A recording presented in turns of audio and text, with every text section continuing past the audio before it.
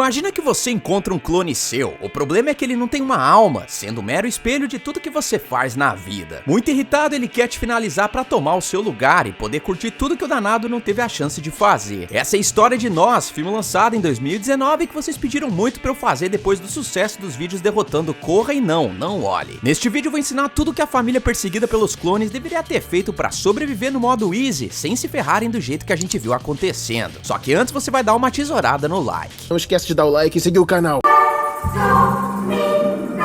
O filme se inicia no ano de 1986, quando vemos uma televisão de tubão exibindo uma propaganda chamada de Mãos Dadas, onde 6 milhões de pessoas vão se unir da Califórnia à Flórida para combater a fome, mas calma que eu já volto nisso. Nessa época nós conhecemos a pequena Adelaide, uma garotinha muito introvertida que tá curtindo seu dia de princesa num parque de diversões localizado na praia da cidade de Santa Cruz, também na Califórnia. O pai de Adelaide tem uma mira mais profissa do que a de Bradley Cooper em Sniper Americano, ganhando a camiseta do álbum Thriller para sua filha. A propósito, se você não reparou, esse ator aí é o Yahya Abdul-Mateen II, que já apareceu aqui no canal no meu vídeo derrotando a lenda de Candyman, onde ele vive o personagem principal. Olha o card pipocando aí no canto da tela para assistir esse vídeo depois. Os pais e filha vão para outra atração do parque, sendo que a mamãe precisa tirar a água do joelho, pedindo que o pai fique de olho na garota. Agora eu me pergunto, não seria mais fácil ela ter levado a garota com ela pro banheiro feminino? Deixa pra lá, porque o pai dela tá tão preocupado com a Adelaide quanto eu quando a minha mulher pede pra eu ir no mercado comprar repolho. Eu digo isso porque ele prefere ficar brincando na parada, que deixa a garota livre, leve e solta pra explorar o local, dando de cara com um pregador hippie que carrega uma placa com um versículo de Jeremias. Então é assim que eu vou chamar esse tio aí. Adelaide continua perambulando até se interessar pela Casa dos Espelhos, que tá desativada. Ótimo, muito inteligente a pessoa explorar um local todo escuro situado numa praia praticamente deserta sem avisar os pais. Eu sou rolezeira. A garotinha leite com pera aí já tem idade suficiente pra saber o que é perigoso, então ela nunca deveria ter ido no lugar desses. Lá ela começa a assobiar, até que misteriosamente houve uma outra pessoa assobiando a mesma melodia de volta pra ela.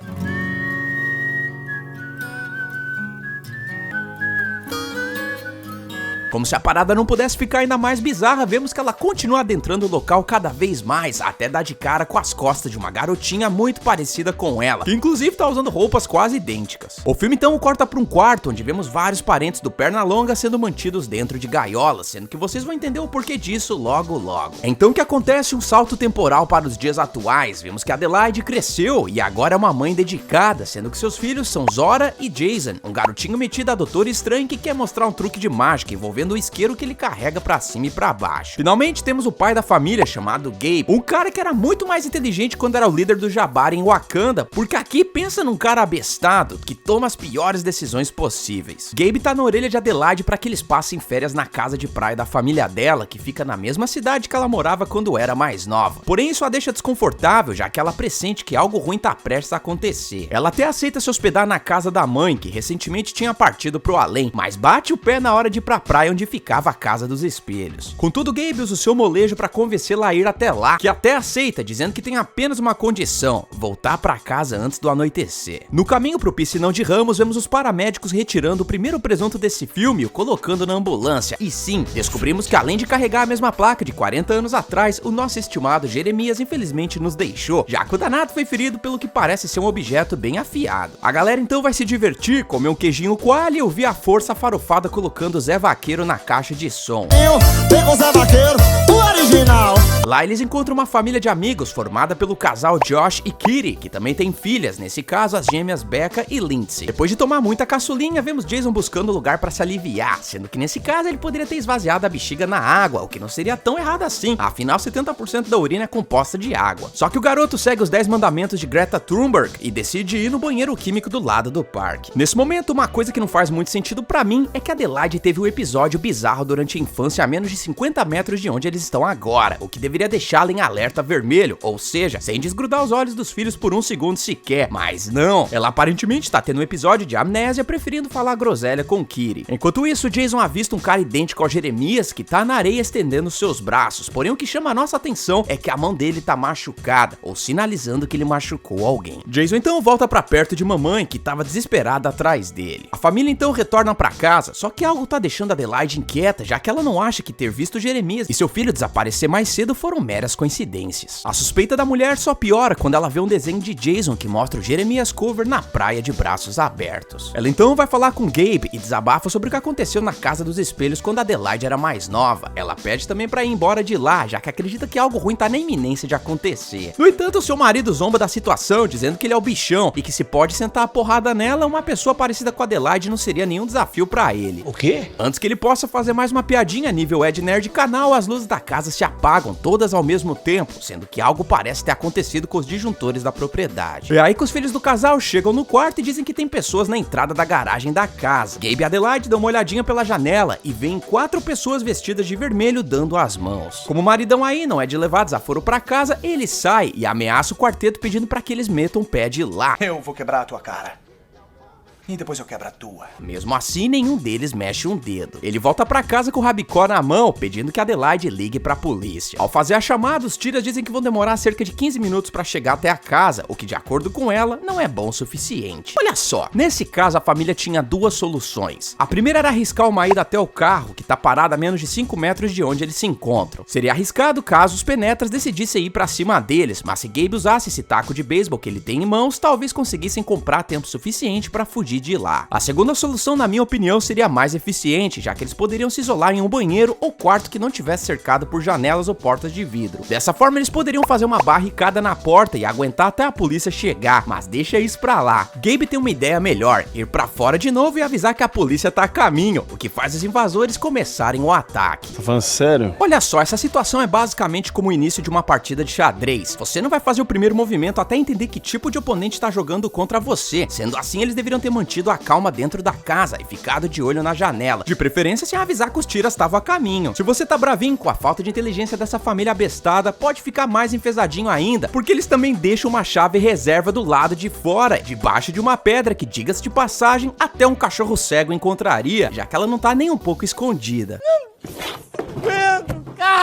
Os invasores de terra usam a paradinha pra abrir a porta, que é bloqueada por Gabe. Só que, mano, ele quer barrar a entrada deles usando apenas uma mão, pois ele tá com a outra ocupada segurando o taco de aço, que ele praticamente entrega de bandeja pro seu inimigo. Muito bom. Custava ele ter dado o taco pra Adelaide bater nas mãos dos invasores enquanto ele usava os seus músculos de maromba para fechar a porta de vez? Esquece isso, porque os penetras entram na casa ao dar uma porrada na perna de Gabe, o que aparentemente vai deixar uma lesão pra vida toda dele. Só que tem um porém nessa situação, já que os 4 invasores são exatamente iguais à família de Adelaide. No entanto, apenas a sósia da protagonista consegue falar, apresentando uma voz rouca e quebrada, igualzinho eu quando decido gravar vídeo depois de acordar. Não tá acreditando em mim? Vai ver meu vídeo de Jurassic World depois. Apesar de serem iguais na fisionomia, eles são diferentes em relação ao comportamento, sendo que é revelado que a cópia de Jason se chama Pluto, o que é uma ótima escolha de nome, pois ele age igual um cachorro. Não bastando isso, o moleque aí tem uma predileção por brincadeiras envolvendo fogo, o que o deixou detonado bastante pra usar essa meia na cabeça. Temos também o cover de Zorra, chamada Umbrae, uma garota sinistra que deve ter dormido com o palhaço Bozo, porque ela não para de exibir um sorriso medonho. O pai de família dos sósias é Abraham, que logo descobre os benefícios da existência da ótica, porque ele passa a mão nos óculos de Gabe, descobrindo a causa dele não acertar o vaso na hora de tirar água do joelho durante a madrugada. Finalmente temos a cópia de Adelaide, que eu vou chamar de Red. Ela explica que eles são chamados de os amarrados, pois compartilham uma alma com as suas contrapartes. A missão deles é se desconectar dos originais, o que é uma metáfora para basicamente fazer picadinho com a família de Adelaide. Os amarrados são involuntariamente obrigados a imitar os movimentos feitos pelos originais, ou seja, já que Adelaide e Gabe se apaixonaram e com o tempo partiram pro Fap-Fap, Red e Abraham tiveram que fazer a mesma coisa, sendo irrelevante se havia sentimento ou não. Red diz que sente muita raiva de Adelaide, já que a vida dela foi só desgraça, enquanto a original praticamente viveu uma vida de princesa da Disney. Ela então manda Adelaide se amarrar, o que ela inteligentemente faz, com todo cuidado para deixar a algema larga o suficiente para passar a mão pelo vão. Não bastando isso, Red manda Pluto levar Jason para brincar no armário e fala pra Zorra correr o mais rápido que conseguir, já que a sua cópia vai caçá-la. Olha só, além da cover dela dar um tempinho de vantagem pra original, também é comentado que Zorra sabe dirigir, sendo assim ela poderia pegar as chaves de seu pai e vazar da propriedade no carro carro da família. Esquece isso porque ela sai correndo pela rua principal, o que é uma baita freadinha na cueca, já que ela deveria ter cortado o caminho pelos jardins das outras casas, dando perdida em O'Brien, mas não, ela é facilmente seguida pela sua cópia. Jason, por outro lado, é mais inteligente e tenta ganhar tempo ao mostrar os seus truques de mágica pra Pluto, que acompanha tudo com muito interesse. Ele finalmente consegue fazer a porcaria do isqueiro pegar, dando um susto na cópia fajuta, o que dá a oportunidade perfeita pra ele trancá-la no armário, que só podia ser aberto por fora. Eu acho que Jason vacilou em apenas uma coisa aí, já que ele poderia ter se escondido por perto até que Red fosse resgatar o seu filho. Ele então poderia empurrar os dois pra dentro e fechar a porta mais uma vez, mas esquece isso. Sabe quem tá se lascando legal por aqui? Gabe, que é arrastado pelos cacos de vidro no chão. Ele é levado pro barco da família, sendo que Abraham provavelmente aprendeu a pilotar a parada quando imitava os movimentos do original. Porém, Gabe é ligeiro e confronta o oponente, que acidentalmente fica com a perna presa na corda e é lançado pra fora da embarcação. Nessa hora, Gabe tava livre e poderia meter o pé de lá, levando Abraham pra fazer mergulho profundo em alto mar, só que não, porque o cara fica lá olhando a água até o motor do barco se ativar, o derrubando no mar também. Eu não estou suportando mais. Infelizmente, Abraham parece ter feito estágio com o Aquaman, porque ele consegue ficar vários minutos debaixo da água e ainda por cima encurrala Gabe quando ele sobe de novo no barco. Uma briga entre original e genérico se inicia e Gabe finalmente usa a cabeça, nos dois sentidos, já que ele abate no barco de propósito ficando tonto, obrigando o sósia a fazer o mesmo, que aumenta a nossa contagem de presuntos à medida que ele cai em cima da hélice do motor. Nós voltamos pra casa de Adelaide e descobrimos que as cópias na verdade tinham o sonho de entrar pro mercado da barbearia, já que todo mundo aí porta tesouras afiadas que Red usa pra intimidar Adelaide. Porém, a nossa heroína é astuta e aproveita enquanto a sósia vai resgatar Pluto no armário pra se soltar e fugir com Jason até o pier da propriedade, onde Gabe se aproxima de barco. Nesse balaio de tesourada, sabe quem tá borrando as carcinhas? Zorra, porque ela é encurralada por um Brian, que sobe num carro pra dar o golpe final. É aí que do nada o dono da caranga chega e pede pra garota descer dali, senão vai acionar a Febem. O mais bizarro é que o cara vê uma garota esboçando um sorriso igual ao do Coringa com uma tesoura na mão, e ele não fica nem um pouco desconfiado, nem mesmo quando a risonha parte pra cima dele andando lentamente. Esse Zé Ruela aí tinha tempo suficiente pra voltar pra sua casa e chamar a polícia, mas acho que o filme tinha que atingir uma certa cota de presunto. Zora, no entanto, aproveita pra voltar pra sua casa, por algum motivo que eu também não entendi, já que era muito mais fácil ela ter continuado andando até o centro da cidade. É verdade. A família Buscapé dá o fora do local no barco e nessa hora eu me pergunto, não seria mais fácil se eles usassem isso pra ir pro meio do mar e pensar no que fazer? Levaria um tempo até a família Clone conseguir outro barco pra segui-los até lá, mas deixa isso pra lá também. Nesse meio tempo vemos Josh e Kitty curtindo as últimas horas do final de semana e também da vida deles, já que eles estão relaxando em casa até serem surpreendidos pelas próprias cópias que facilmente tomam o lugar deles. Infelizmente é pra lá que a família de Adelaide vai na busca por um local seguro, o que, diga-se de passagem, é uma péssima ideia, já que Adelaide é puxada pelas versões do Paraguai ao mesmo tempo que Josh do mal persegue Gabe até o barco. Agora eu me pergunto, não seria mais simples se os filhos dele jogassem pedras pra distraí-lo até Gabe ter uma posição boa pra rebater a cabeça dele com um taco? Certamente que sim. Eu acho que não, porque eles preferem se separar. Zora e Jason entram na casa da família lascada e são inteligentes o suficiente pra pegar um taco de golfe e um cristal decorativo. É então que a dupla dinâmica vai atrás de Adelaide, mas infelizmente enfrentam as gêmeas do lado sombrio, sendo que Zorra leva a melhor nessa.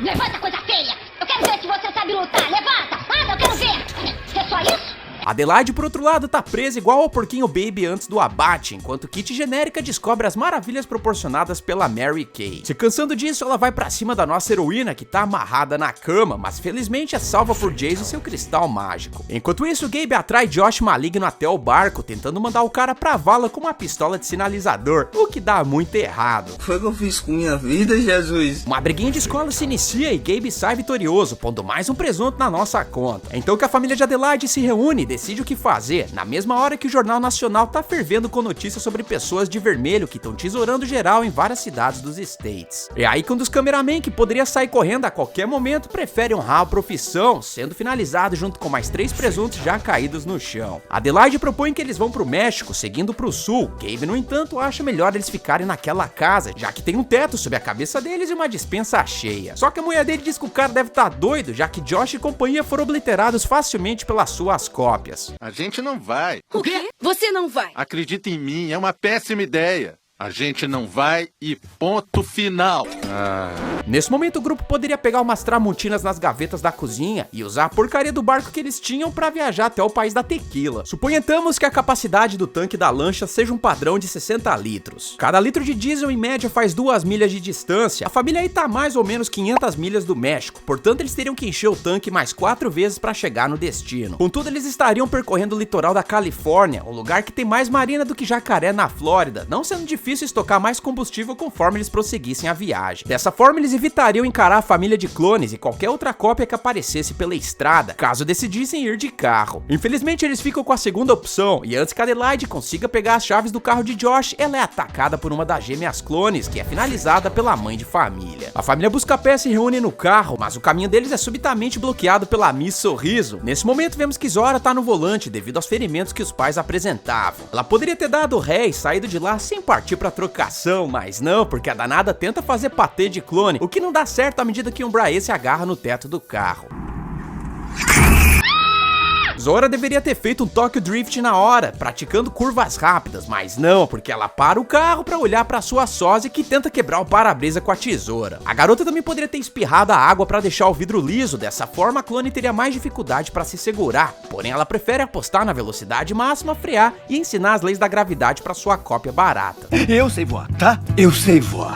Notícia de última hora. Não conseguiu voar. Com a confirmação de mais uma finalização, a família segue viagem chegando na área da praia, onde temos mais 3 lascados dentro de um carro aleatório e 5 pessoas largadas na rua. Conforme a família continua o tour massacrento, percebem que a estrada tá bloqueada pelo próprio carro deles, que tá em chamas. Eu espero que eles tenham pagado o seguro. O danadinho responsável pela dor de cabeça é Pluto, que passou no Fisioterapeuta Express, já que agora ele tá andando igual a versão original. Adelaide não quer sentar a borracha nele e pede pro moleque gentilmente seguir o caminho da luz, o que se revela apenas mais um plano do mal, à medida que Jason fala pra todo mundo sair do carro, já que a sua contraparte deixou uma carreira de gasolina no chão. Jason pensa rápido e começa a andar pra trás, movimento esse que é copiado por Pluto, até que ele se vê no meio de uma fogueira de São João. O diretor do filme, Jordan Peele, diz que esses dois personagens tinham uma sincronia mais forte que os demais, e é exatamente por isso que o moleque cachorro tendia a imitar o original com mais frequência, o que a gente pode ver tanto nessa cena quanto na do Closet também. Apesar dos apesares, é revelado que Pluto era apenas uma isca para que Red sequestrasse Jason. Movimento maneiro de camuflar, você aprendeu isso com o Rambo? Adelaide e companhia obviamente não percebem nada e mamãe fica desesperada pelo desaparecimento do filho, deduzindo que precisa ir onde essa pataquada se iniciou, na casa dos espelhos. Vamos analisar os fatos. Red quer se vingar de Adelaide, então ela não vai ferrar com a vida de Jason tão rápido assim. Portanto, nessa hora valeria a pena dar um pulo numa loja de armas, que nesse mapa aí dá pra ver que fica a menos de 7 milhas de onde eles estão.